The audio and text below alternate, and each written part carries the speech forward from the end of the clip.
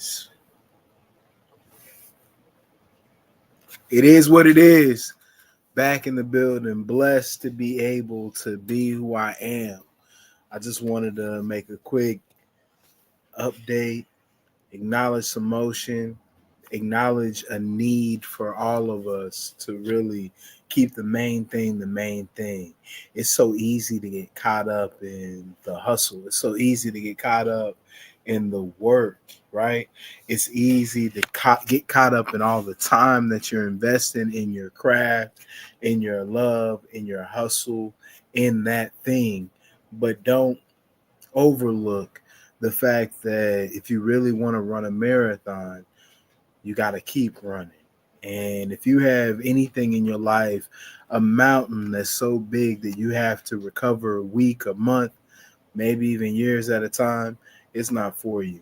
It's too many opportunities that are readily available. That doesn't mean that they're easily conquerable. It's just that there are better uses of our time. I think that sometimes we construe things as challenges when they're not. They're made up, they're imaginary, just like money. Money is a very real resource, but you can tackle it in a way to where you make your time count. Until you make your time count, you can't do anything but waste time. That's the importance of being organized. That's the blessing, the benefit of being able to see what it is you're doing and glean from that your benefit. When you're unable to do these things, you're unable to really credit your work, your time, your talent, your ability, your presence. But when we're able to pinpoint or criticize things that we want differently and we see a consistency, I think we're on the other side. I think this is the detriment of criticism. It's so easy to see the imperfections. It's so easy to see inconsistencies. It's easy to see what's undesirable, but being able to decipher from these things what's realistic and even most likely what's beneficial can do so much more for us. But why does it seem like more work? Why does it seem like a burden to make sense out of nonsense? So the greatest lessons and the biggest blessings, I feel, come from this because the Bible makes truth of things, and things that are of confusion are not of God. As man, you'd think we understood this. We don't. And we use this as one of the worst excuses and I think a cop out for doing more, doing better, and being genuine in our approach to people, dealing with our situations. Because if you feel that people deal with other people gracefully, I think that that's a beautiful thing. But I also think that as an individual, you're likely immersed in your community, and that is the minority. So now you have more people and you have less interaction. You have more population, but you have less pleasantry. I don't know what is a greater recipe for volatility than this. I don't know an easier way to set a populace up for discourse than dichotomies that are created with systems inherently that do exactly these things. If we really wanted to challenge the system, if we really wanted to better ourselves, if we really cared about the communities that we are so invested, the communities that we often find ourselves confined to, I think that there's a big difference than an attachment that comes with affinity than an attachment that can only be expressed with proximity. And then, what are we really giving ourselves in our communities? Is it really better than what?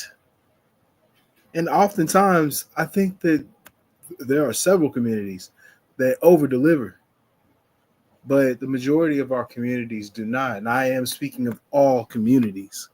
I think that the aspects of a community that delivers, it's a community the community invests in. It's a community that the community values. And if we're really being honest with ourselves, what do we value? We value success. We value free of. We value any and everything that has no flaws.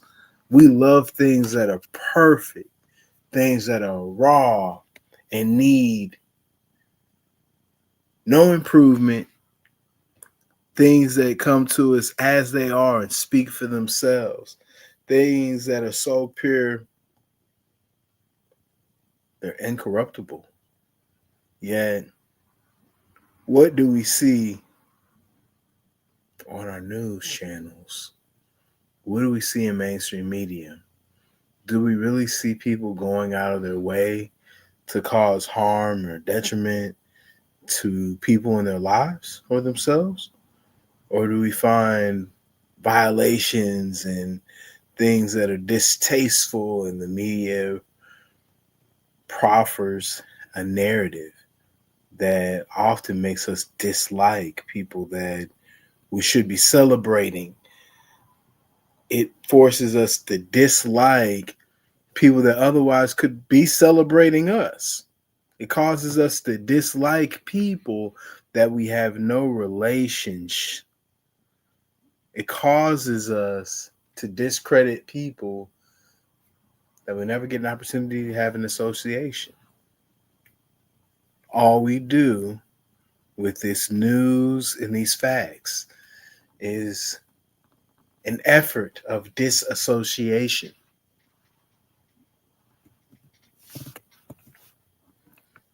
TheModernBlackMan.com has thousands of pages of articles and information and games and recipes, and I'm just grateful that I can go to bars in Cincinnati or Chicago or a lot of different places, and I can order my namesake drink. The easiest drink in the world to find. You can Google it. Just not a brag, but putting myself on the map is certainly what I do.